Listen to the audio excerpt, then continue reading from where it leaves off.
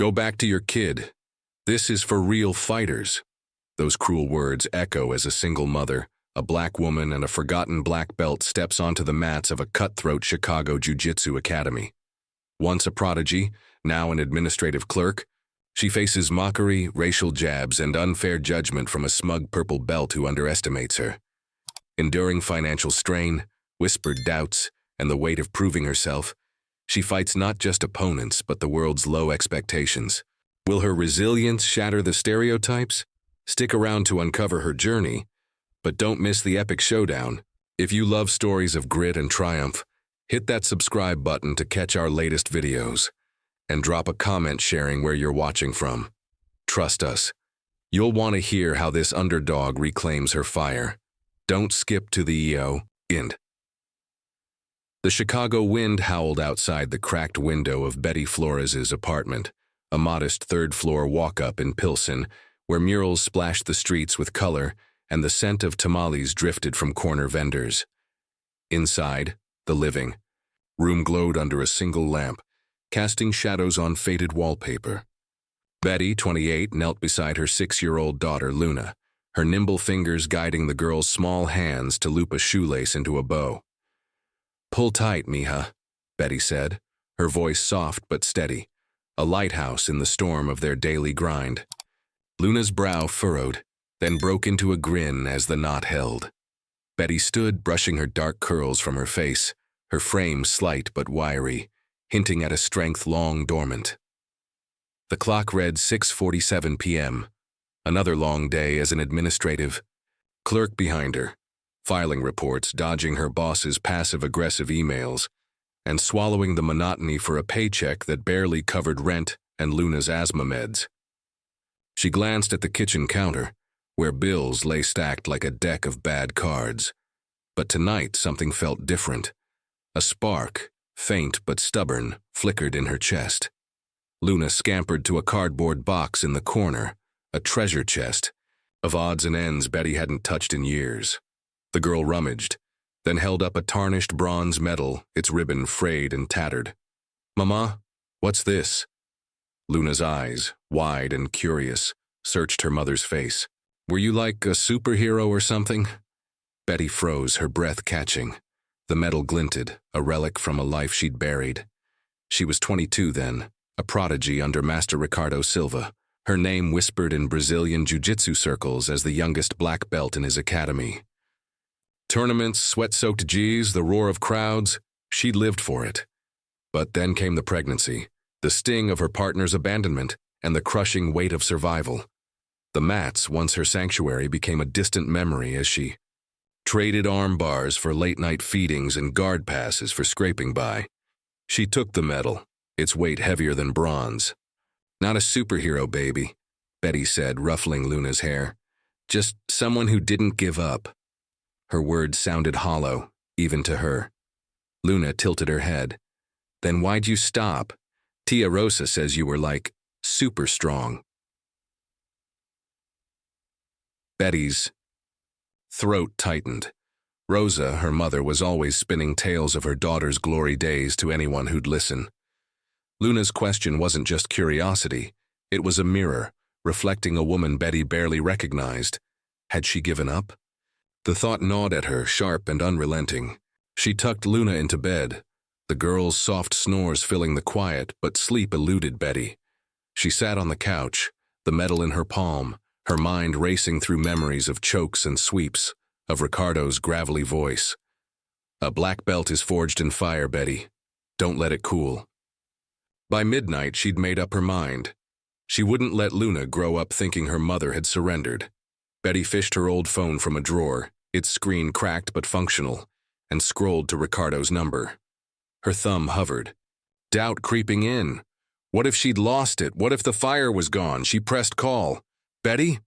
Ricardo's voice, warm despite the late hour, crackled through. "Been too long, Campion. I'm not that champion anymore," she said, her voice low. "But I want to come back.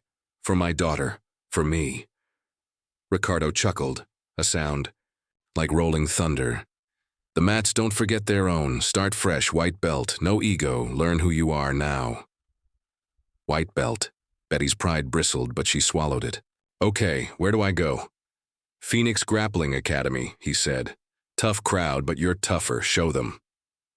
The next evening, Betty stood outside Phoenix, a sleek gym in Logan Square, where neon lights buzzed and bass-heavy music thumped through the walls. Her reflection stared back from the glass door. Worn sneakers, a borrowed white G, her curls tied tight. At 28, she felt ancient compared to the young fighters strutting inside, their egos as loud as their laughter. Her heart thudded, but Luna's words echoed. Super strong. She adjusted the white belt, its stiffness a stark contrast to the black one she'd once worn, and pushed the door open. The gym smelled of sweat and rubber, the mats alive with grunts and the slap of bodies rolling. Fighters, mostly men, moved with purpose, some wiry, some hulking, all radiating confidence. Betty signed in at the desk, her name a whisper under the chatter. A few heads turned, sizing her up, but most ignored her, just another newbie in a league of ambition.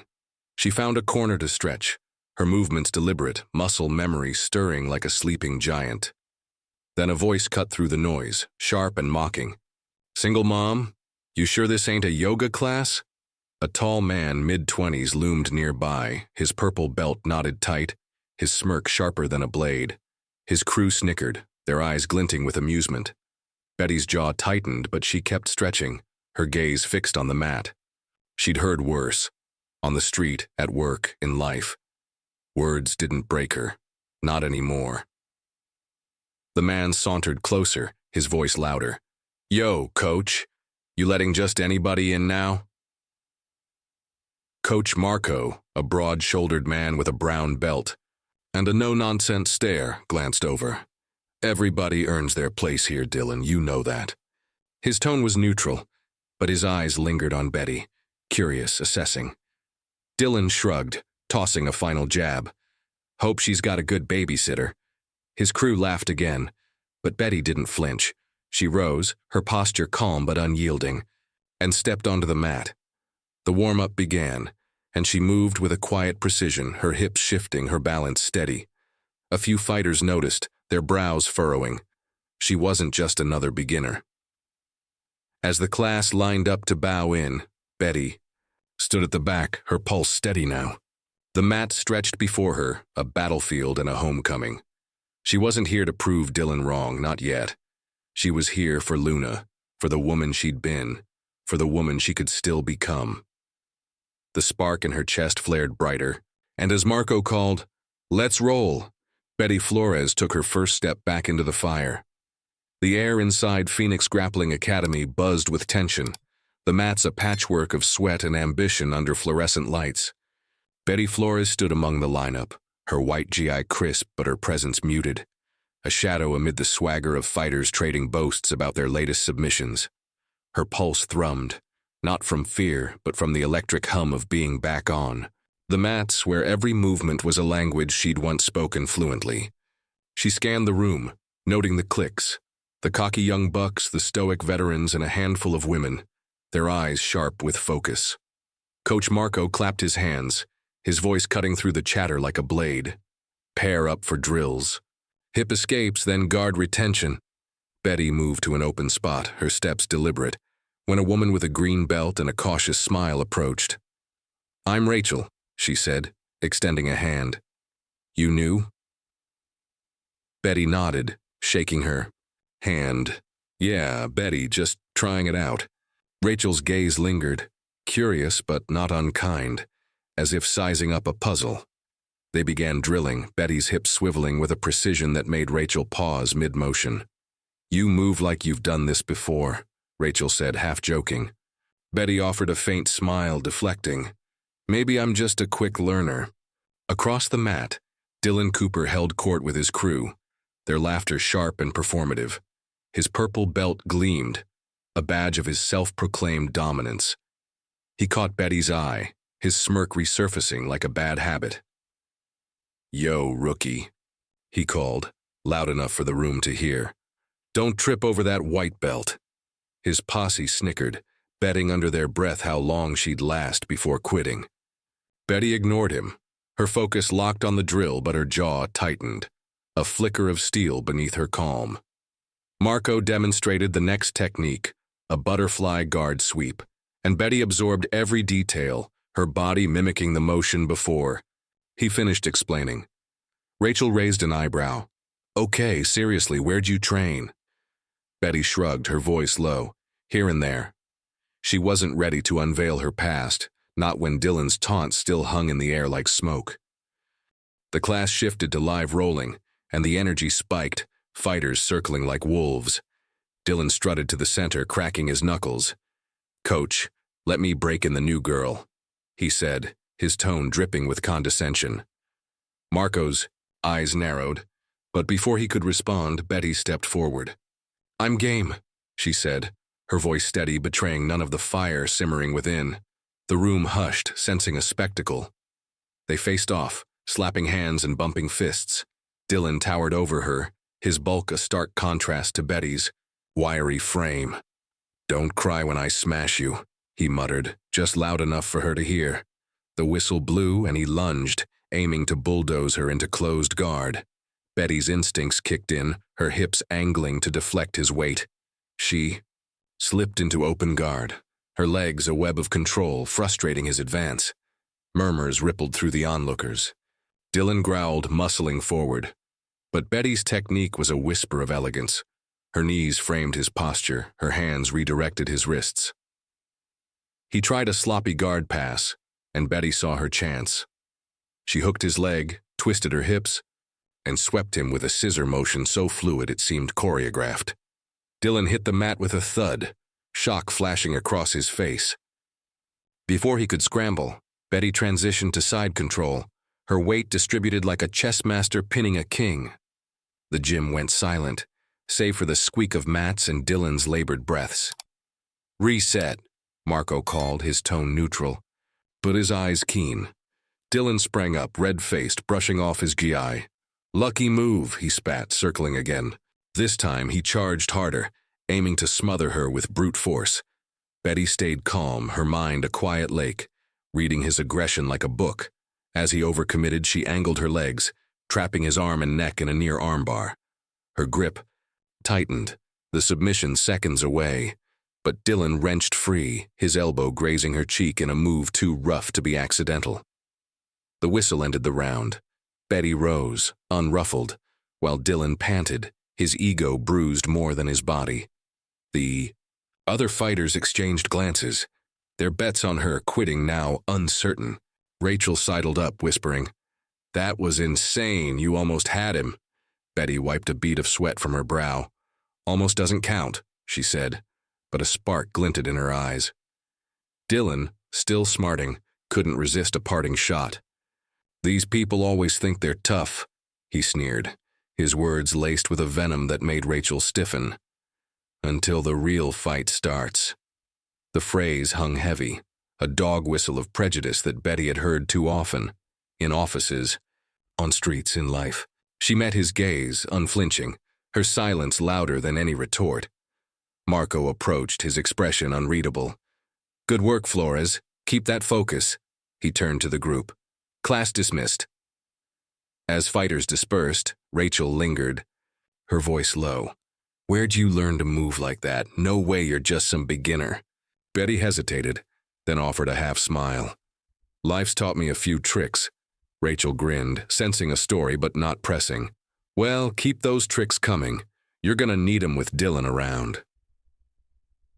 As Betty changed in the locker room, the ache in her muscles felt like a homecoming. She'd held her own, not as the black belt she'd been, but as the woman she was now, grit and instinct woven into every move. Yet Dylan's words gnawed at her, not for their sting, but for what they represented, a gauntlet thrown, a challenge she couldn't ignore. Outside, the Chicago night wrapped her in its chill. She pulled her jacket tight, her mind already replaying. The role. Dylan's crew might see her as a fluke, a rookie to break, but she knew better. This was no game of chance. She was Betty Flores, and the mats were her proving ground. Back at the gym, Dylan lingered by the water cooler, his voice low as he spoke to his crew. She's nobody, he said, but his eyes betrayed doubt. Next time I'll crush her. One of his friends, a lanky blue belt, smirked. Why wait? Get Marco to set up a showcase, show everyone she's a fraud. Dylan's lips curled, a plan forming. Yeah, a showcase. Let's see how tough she is. Across the gym, Marco watched them, his arms crossed, a faint frown creasing his brow. He'd seen fighters like Betty before, quiet, unassuming, dangerous. And he knew one thing.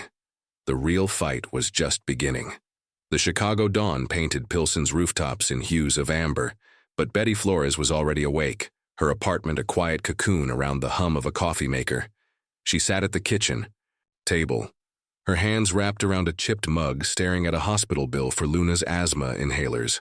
$237, a jagged reminder of the tightrope she walked. Her clerk job at the downtown office, with its endless spreadsheets and curt emails from her supervisor, barely kept them afloat. Yet the ache in her limbs from Phoenix Grappling Academy felt like a pulse, a defiant beat against the grind. Betty sipped her coffee, her resolve hardening. She wasn't just fighting for herself anymore. At the gym that evening, the mats buzzed with energy, a tapestry of grunts and laughter. Betty slipped into her white gi, her movements methodical as if donning armor. The other fighters, a mix of brash newcomers and seasoned grapplers, moved around her, some offering nods, others ignoring her presence.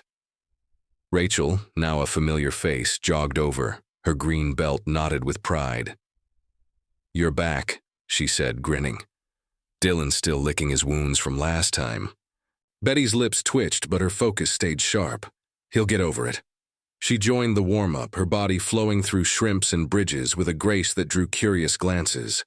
A cluster of women, ranging from a college student to a middle-aged nurse, watched her closely, their whispers tinged with admiration. Betty felt their eyes, not as pressure, but as a quiet call to lead, to show what resilience looked like. Coach Marco's voice boomed, directing the class to drill single-leg X-guard entries. Betty paired with Rachel, her sweeps crisp, her transitions like brushstrokes on canvas. Marco circled, his brown belt a silent authority, his gaze lingering on Betty's technique. Tighten that grip, Flores, he said, but his tone held a note of intrigue, as if he sensed a story beneath her white belt. She nodded, adjusting, her mind a forge where every rep tempered her edge. Between drills, Betty caught Dylan's glare from across the mat. He leaned against the wall, his purple belt a badge of bruised ego, muttering to his crew. Their laughter grated, but she tuned it out, channeling her energy into the next technique, a De La Riva sweep. Her precision wasn't just skill, it was defiance, a silent rebuttal to every taunt. Rachel, panting after a rep, murmured, "You're making them nervous." Betty only shrugged, her eyes on the mat. After class, Betty stayed late, shadow drilling, alone. The gym emptied, leaving only the hum of overhead lights and the echo of her breaths. She visualized opponents countering imaginary attacks, her body remembering what her mind had locked away. A creak at the door made her pause. Marco stood there, arms crossed. "You don't move like a beginner," he said, not accusing, but probing. "What's your story?" Betty hesitated, then met his gaze. "Just a mom trying to keep up." It wasn't a lie, but it wasn't the whole truth. Marco nodded, unconvinced but respectful, and left her to the silence. At home, Luna's bedtime ritual was a sanctuary. Betty tucked her daughter in, the girls' room a riot of crayon drawings and stuffed animals. Luna clutched a sketch pad, flipping to a new page, a stick figure in a GI, fists raised. "This is you, Mama," she said, eyes bright. "I want you to be a superhero again." The words pierced Betty, her throat tightening. She brushed a curl from Luna's forehead. "I'm trying, mija." As Luna drifted off, Betty lingered, the drawing a spark to her smoldering resolve. She couldn't let her daughter see her falter. The next day, at her desk, Betty's phone buzzed with a new bill alert, the numbers a gut punch. She rubbed her temples, the office's fluorescent glare amplifying her headache. A coworker's voice cut through. "You okay, Betty? You look beat." She forced a smile, deflecting, but the weight of survival pressed harder. She refused to call her mother, Rosa, for help. Pride and stubbornness kept her independent even when it hurt. Back at Phoenix, the class buzzed with a new challenge: open sparring. Dylan seized the moment, his voice slicing through the warm-up. "Yo, coach, let's see if the rookies got more than luck." His crew smirked, but the women's group, now openly rooting for Betty, shot back glares. Marco raised an eyebrow, then nodded. "Flores, you up for a blue belt?" Betty stepped forward, her heart a steady drum. Her opponent, a lean fighter named Javier, was all speed and angles. They slapped hands and the roll began. Javier tested her with quick guard passes, but Betty countered with a butterfly hook, flipping him with a sweep that drew gasps. She flowed into mount, her pressure calm but unyielding. Javier tapped, stunned, and the women cheered softly. Betty helped him up, her nod a gesture of respect. Dylan's scowl deepened, his crew's bets now a murmur of doubt. He cornered Marco after class, his voice low but insistent. "Set up a showcase, coach. Let's put her in her place." Marco's jaw tightened, but he didn't refuse. "Keep pushing, Dylan, and you might regret it," he said, walking away. Later, Rachel caught Betty at the water fountain, her eyes alight. "You smoked Javier. What's next? Taking on Dylan again?" Betty chuckled, but her mind was elsewhere. On Luna, on the bills, on the fire she felt rekindling. "One fight at a time," she said, her voice quiet but ironclad. As she walked home through Pilsen's vibrant streets, the murals seemed to pulse with life, echoing her awakening. Dylan's challenge loomed, a storm on the horizon. But Betty, Flores wasn't running. She'd faced worse: loss, betrayal, the grind of survival, and come out standing. The showcase would be her crucible, a chance to show not just Dylan, but herself, that the fire within her hadn't gone out. It was only growing. The Phoenix Grappling Academy thrummed with anticipation, its walls vibrating with the low roar of a packed crowd. Folding chairs lined the mats, filled with fighters, families, and curious locals drawn by whispers of a showcase sparring event. Overhead, fluorescent lights cast stark shadows, illuminating the stage where Betty Flores stood. Her white gi pristine, her expression a calm sea hiding a riptide. The air smelled of sweat and liniment, a battlefield scent that stirred her blood. Tonight wasn't just a roll, it was a reckoning. In the bleachers, Luna bounced on Rachel's lap, her small hands clutching a handmade sign. "Go, Mama." Rachel, her green belt tucked away, leaned forward, her eyes fierce with loyalty. The crowd buzzed, some cheering for the gym's stars, others murmuring about the single mom who'd rattled the pecking order. Betty felt their gazes, a mix of skepticism and intrigue, but her focus narrowed to the mat, where Dylan Cooper strutted, his purple belt a banner of arrogance. Coach Marco stood at the center, his brown belt knotted tight, his voice cutting through the din. "This is about skill, not ego. Keep it clean." His eyes flicked to Dylan, a warning unspoken. A special guest, Coach Gabriel Torres, a black belt with a reputation carved in national tournaments, sat near the front, his lean frame relaxed, but his gaze sharp, like a hawk studying prey. Dylan sauntered forward, his smirk a blade. "Go back to your kid," he said, loud enough for the front rows to hear. "This is for real fighters." The words landed like a slap, drawing gasps. From the women's group and a scowl from Rachel. Luna's sign drooped, her brow furrowing, but Betty's face remained stone, her breath steady. She'd weathered worse storms than Dylan's venom. She stepped onto the mat, her bare feet grounding her, and slapped hands with him, the gesture mechanical but resolute. The whistle pierced the air and Dylan charged, his bulk a battering ram aimed at overwhelming her. Betty sidestepped, her hips angling to deflect his momentum, her legs weaving an open guard like a spider's web. He pushed forward, his strength raw but reckless, aiming to smother her in closed guard. She countered with a butterfly hook, disrupting his base, her movements a dance of precision against his chaos. The crowd leaned in, their cheers fading to a tense hush. Dylan's frustration boiled over. He shoved her shoulder, a subtle foul masked as aggression, and whispered, "You don't belong here." Betty's eyes flashed, but she stayed composed, her mind a fortress. She felt Luna's gaze from the stands, a beacon urging her to rise. As Dylan lunged again, his knee grazed her ribs, another cheap shot.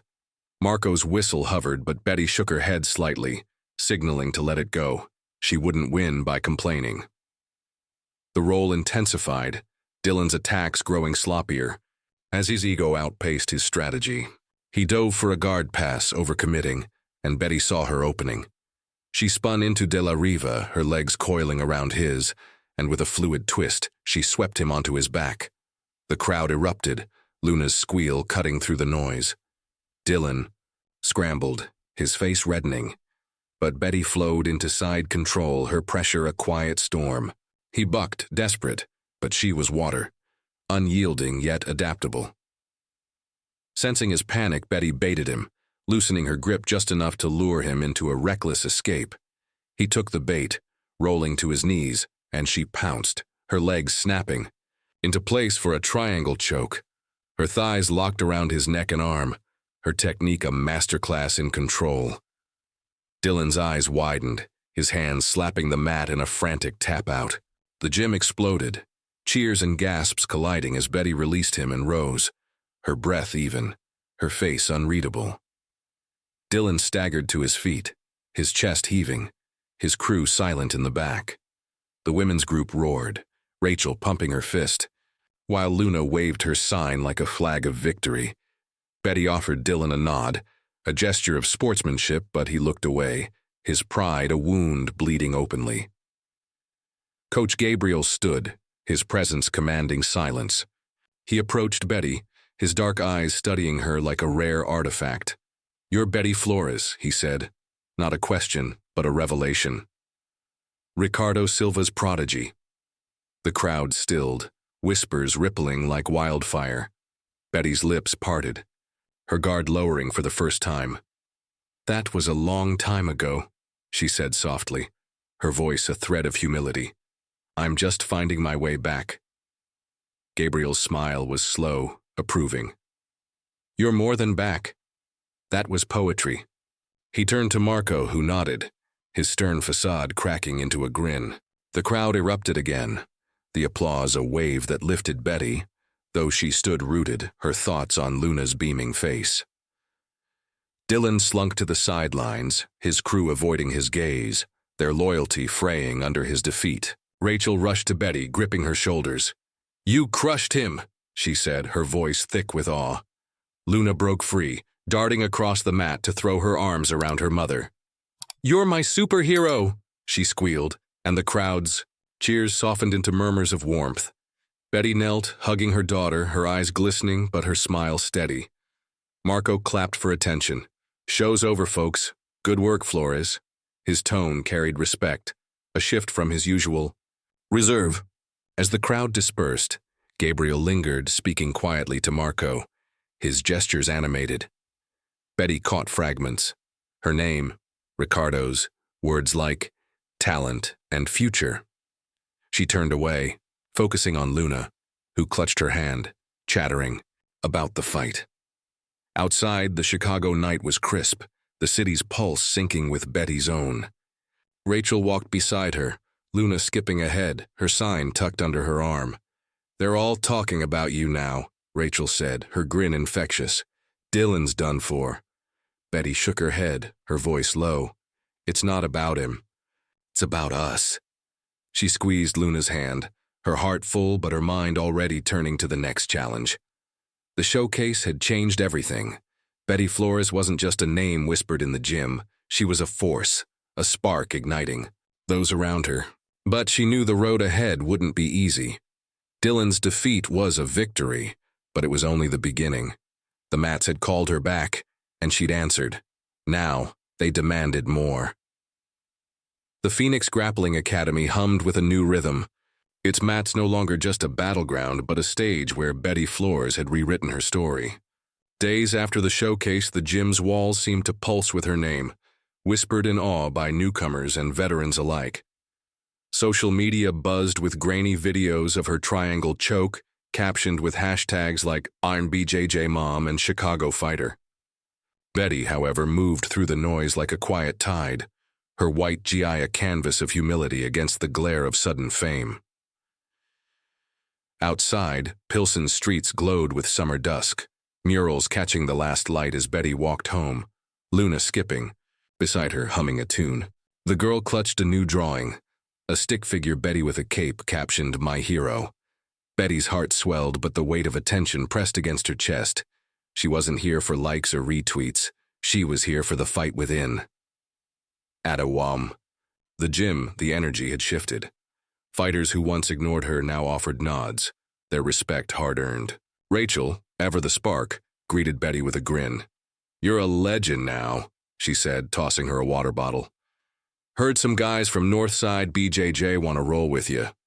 Betty shook her head, tying her belt. "I'm not here for challengers." But the words felt hollow as a trio of visiting grapplers, their GIs emblazoned with rival logos, eyed her from across the mat, their whispers sharp with skepticism. Coach Marco called the class to order, his brown belt a quiet authority. "Drills first, then open mat," he barked. But his gaze lingered on Betty, a mix of pride and expectation. They worked on omoplata setups, Betty's movements a blend of instinct and artistry, her limbs weaving submissions with a painter's precision. The women's group, now a tight-knit crew of students, nurses, and baristas, watched her closely, their drills sharper, inspired by her presence. After class, Marco pulled Betty aside, his voice low. "You've got something special, Flores. Ever thought about coaching?" The offer hung like a lifeline, but Betty hesitated, her mind flashing to Luna's bedtime stories, the hospital, bills piling up, the office job that chained her to a desk. "I don't know if I've got the time," she said, her tone careful. Marco nodded, undeterred. "Think about it. You're already leading out there." The women's group had other plans. Rachel, their unofficial ringleader, cornered Betty by the lockers.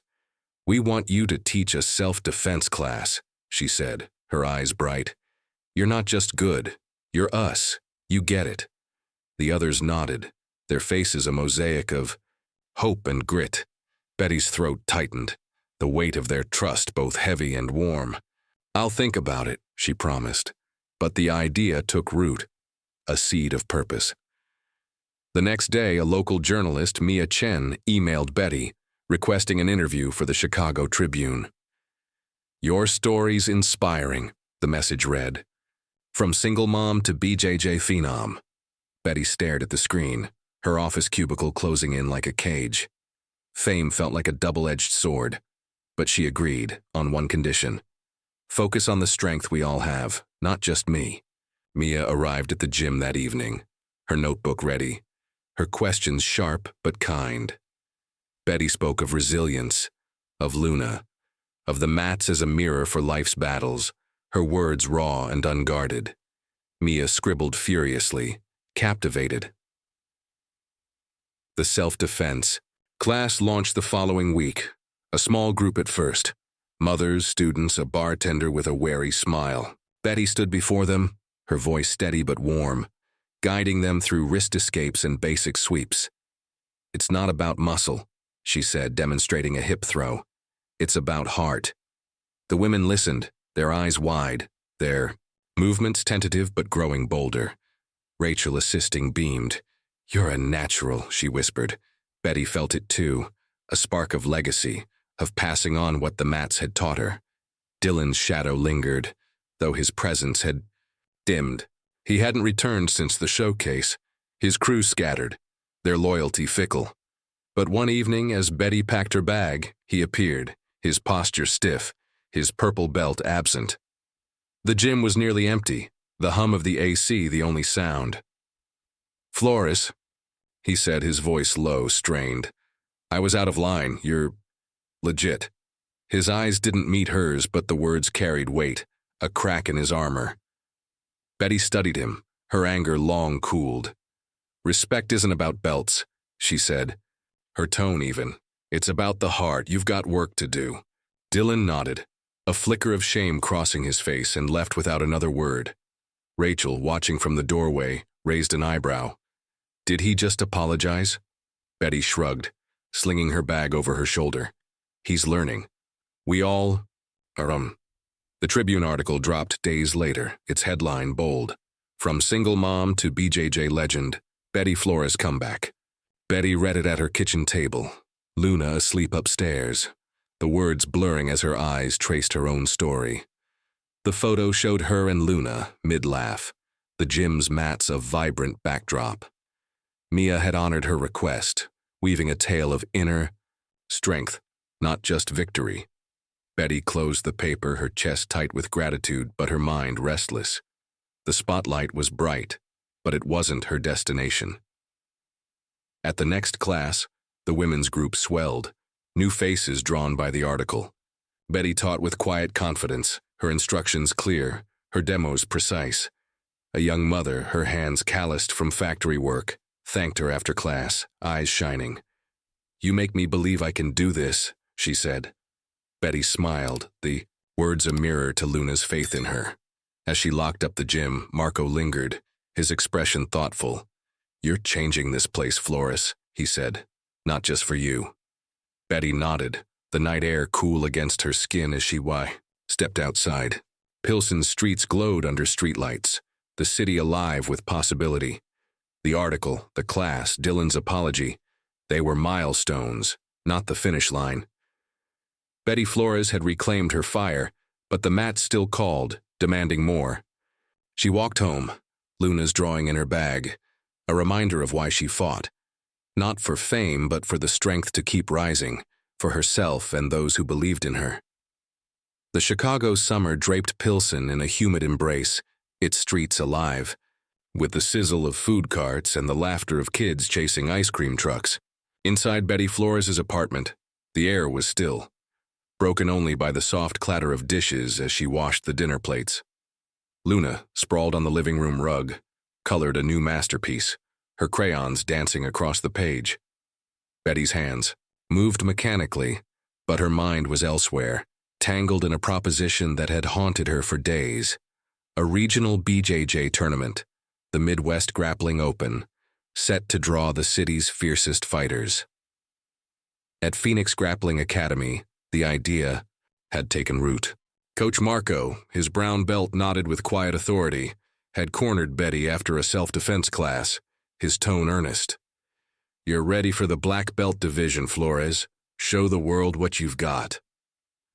Coach Gabriel Torres, visiting again, had nodded in agreement, his black belt credentials lending weight. "You're not just a comeback story," he'd said. "You're a contender." Their faith was a torch, but Betty's heart flickered with doubt. The mats had welcomed her back, but a tournament meant exposing her soul under a spotlight she wasn't sure she could bear.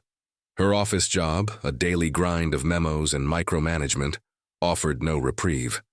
Betty stared at her computer screen, the cursor blinking like a taunting metronome, her thoughts drifting to the past, the sting of her partner's betrayal, the lonely nights cradling newborn Luna, the way she'd locked her black belt in a drawer. They whispered of failure, of a fire that might not rekindle. What if she lost? What if Luna saw her fall? The fear gnawed, a shadow she couldn't choke out. At home, Luna's voice broke the silence. "Mama, you're gonna fight in the big contest, right?" Her daughter held up a drawing. Betty in. A gold medal around her neck. Betty knelt, her fingers tracing the crayon lines. "It's not that simple, mija," she said, her voice soft but strained. Luna's eyes, bright with unyielding belief, held hers. "You're the strongest. You can do anything." The words were a lifeline, pulling Betty from the undertow of doubt. The gym became her crucible. Betty trained with a quiet ferocity, her drills a symphony of muscle memory and grit. She sparred with Rachel, whose green belt now carried a new confidence and faced tougher opponents. Blue and purple belts from rival gyms, their styles sharp and unpredictable. One evening, a wiry fighter from Lakeshore BJJ, all angles and aggression, caught her in a guillotine choke. Betty tapped, her chest heaving, the loss a bitter pill. Rachel, wiping sweat from her brow, offered a grin. You'll get her next. But Betty's silence spoke louder, her mind dissecting every mistake. The losses stung, but they taught her something vital. Fear wasn't the enemy. It was a signal, a call to adapt. She visualized her opponents, studied their patterns, and refined her game. Her de la riva tighter, her transitions smoother. Marco watched, his feedback sparse but precise. "You're thinking too much," he said one night, tossing her a towel. "Trust your instincts." Betty nodded, but trust felt like a muscle she was still rebuilding. The tournament loomed, a specter on the calendar. Betty's resolve wavered until an unexpected gift shifted the tide. Rachel and Luna, conspiring in secret, organized a surprise at the gym. After a late class, the women's group gathered, their faces lit with mischief. Rachel stepped forward, holding a small box. "Open it," she urged. Inside was a tiny white belt, hand-stitched with mama and red thread. Luna, bouncing with pride, hugged her. "It's for you, 'cause you're my champion no matter what." The group cheered, their voices a chorus of solidarity. Mothers, students, fighters who'd found strength in Betty's example. Betty's eyes glistened, her throat tight. "You guys," she said, her voice breaking. "I don't know what to say." Rachel laughed. "Say you'll kick butt at the tournament." The room erupted, and for the first time Betty felt the weight of fear lift, replaced by a fire that burned steadily and true. She committed to the tournament, signing up for the black belt division, her decision not for glory, but for the promise she'd made to herself and Luna. Training intensified, her evenings a blur of sweat and strategy. She faced a formidable opponent in practice, a purple belt from a rival gym, known for her relentless pressure. Betty lost twice, her submissions thwarted by the woman's ironclad defense. But each defeat sharpened her, teaching her to read openings, to wait like a hunter. By the third roll, she caught the woman in a bow and arrow choke, the tap a quiet victory. Marco nodded from the sidelines, his approval a rare gem. The night before the tournament, Betty sat with Luna on their couch, the tiny white belt in her hands. "You know why I love jiu-jitsu?" she said, her voice a gentle tide. "It's not about winning, it's about never giving up, even when it's hard." Luna tilted her head. "Like you, Mama." Betty smiled, pulling her close. "Like us." She told Luna about Master Ricardo, his gravelly wisdom echoing in her mind. "A black belt is a promise to keep going."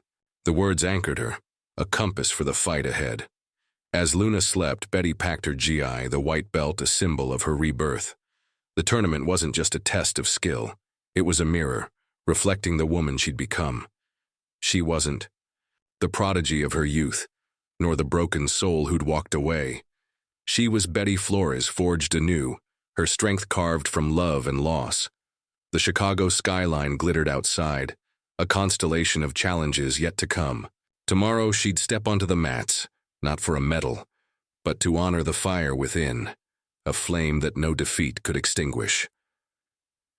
The Midwest Grappling Open transformed Chicago's lakeside arena into a cauldron of grit and glory, its bleachers, packed with spectators buzzing like a live wire. The mats, stark under halogen lights, were a proving ground where dreams clashed and faltered. Betty Flores stood at the edge, her black GI a quiet defiance against the roar, her newly reclaimed black belt nodded with purpose. Her breath was steady, but her heart drummed a warrior's cadence, fueled by Luna's faith and the journey that had brought her here. The black belt division was a gauntlet of youth and speed, opponents a decade her junior with limbs like coiled springs. Betty's first match was a blur of aggression, a lithe fighter whose darting attacks tested her defenses. She countered with measured precision, but a split-second lapse let the woman slip into a heel hook. Betty tapped, the loss a sharp sting, but she rose, her nod to her opponent one of respect. Luna, in the stands with Rachel, waved her tiny mama belt, her smile a beacon. Betty exhaled, resetting her mind. One loss wasn't the end. Next rounds were a crucible. She faced a grappler with a wrestler's ferocity, her sweeps thwarted by the woman's iron base. Betty adapted, her de la riva guard a web that slowed the onslaught. But time ran out, the match a draw. Another opponent, all angles and guile, nearly caught her in a guillotine, but Betty's escape was a masterclass in patience, earning a nod from Coach Gabriel, watching intently. Each roll honed her body a vessel for lessons hard-learned on Phoenix's mats. The bronze medal match loomed, her final chance to stand on the podium. Her opponent, a veteran with a grizzled calm, moved like a chess grandmaster, her game a tapestry of feints and traps. Betty met her with equal resolve, their role a silent conversation of technique. The woman probed with a knee-cut pass. Betty countered with a lasso guard, her legs a vice. The crowd leaned in, sensing the stakes. Luna's voice pierced the din. "You got this, mama." Mid-match, the veteran baited an overzealous sweep, but Betty read the trap, shifting to a single-leg X-entry. The move was a gamble, but her instinct sang true. She transitioned to the veteran's back, her arms snaking into a rear-naked choke, the hold deliberate, unyielding. The woman fought, her breath ragged, then tapped. The referee raised Betty's hand and the arena erupted, a tide of applause washing over her. Luna leaped in the stands, Rachel's cheers a wild harmony. Betty stepped onto the bronze podium, the medal cool against her chest, but her smile was for Luna, whose eyes shone with pride. Marco, Gabriel, and the Phoenix crew roared from the sidelines, their support a lifeline. Gold had eluded her, but the bronze was a testament, not to victory, but to endurance, to the promise she'd kept to herself. Back at Phoenix, Betty accepted Marco's offer to coach full-time. Her self-defense class is now a cornerstone of the gym. The room brimmed with women, sisters, workers, survivors. Each move they learned a step toward empowerment. Betty guided them with a quiet fire, her voice a blend of strength and warmth. "It's not about fighting," she told them, demonstrating a wrist escape. "It's about knowing you can." One evening, as she locked up, Luna darted in, hugging her mid-lesson. The class laughed, their applause a soft echo of the arena's roar. Betty knelt, brushing a curl from Luna's face. Later they strolled through Pilsen's vibrant dusk, the city's pulse a mirror to her own. Luna skipped, her voice bright. "Are you a superhero now, Mama?" Betty chuckled, her heart full. "No, baby, I'm just me, and that's enough." At the gym, her classes grew, a beacon for those seeking strength. Betty stood before her students, her black belt a symbol of her journey, her demos a dance of resilience. Luna, sketching in the corner, glanced up, her pride a silent song. Betty Flores hadn't fought for glory, she'd fought to remember who she was. And in that fight, she'd found a truth. Strength wasn't in medals or belts, but in the courage to rise, again and again, for herself, for Luna, for them all. What an incredible journey we've shared with Betty Flores, a story of grit, heart, and unbreakable spirit. Her comeback reminds us that strength lies within, waiting to be reclaimed, no matter the odds. What did Betty's fight spark in you? Maybe it's a dream you've shelved, or a challenge you're ready to face. Drop your thoughts in the comments and let's inspire each other. If her story moved you, share it with someone who needs a push to rise. A huge thank you for joining us on this ride. Your support fuels these tales of triumph. Don't forget to hit subscribe and ring the bell for more stories that ignite the soul. Where are you tuning in from? Let us know. Until next time, keep fighting for your comeback. See you soon.